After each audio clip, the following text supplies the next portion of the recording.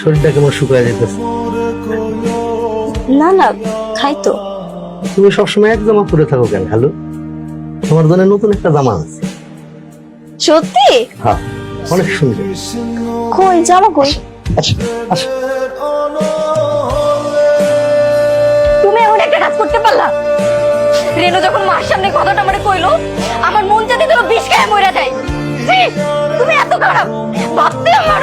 এগুলো তুমি কি বলবো? তোমার মাথা ঠিক আছে? বিষ তো আমার খাইতে ইচ্ছা করতেছে। তুমি আমার এরকম কথা বলতে পারলা বল? আর একটা কথা কইবে না, খবরদার। তোমার আমার চেনা হয়ে গেছে। চরিত্রহীন লম্পট একটা মানুষ। তুমি আমার যা খুশি করতে পারো, কিন্তু চরিত্রহীন করতে পারো।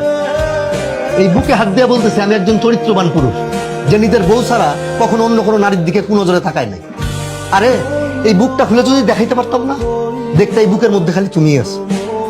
সেই তুমি আমার এরকম একটা কথা বলা বউ, আমি খুব কষ্ট পাইছি।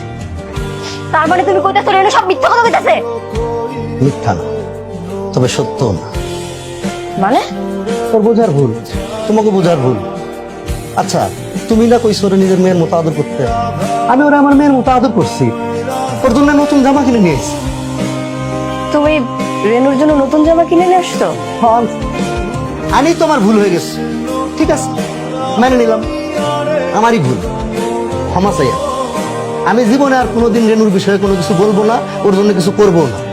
তবে একটা কথা, তখন কিন্তু কইতে পারবা না পাষাণ পুরুষ মা মরা মেয়েটারে ছায়া দেখলো না। এইভাবে বললো না, আমরা ছাড়া ওর কে আছে গো? মা মরা মাইয়া।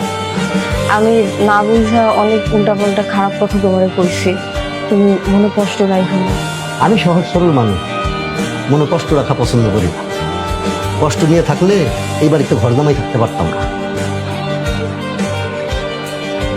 এই হাসি মুখটা দেখার জন্য এই বাড়িতে এত কষ্ট করে করে থাকি।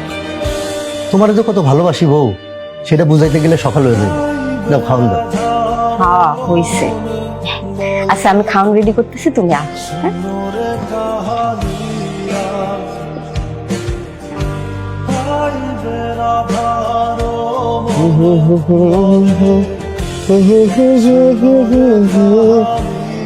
আমারে দিবানা হইছে, আমারে পাগল বানাইছে। মারি গেলা, আরে মারি গেলা।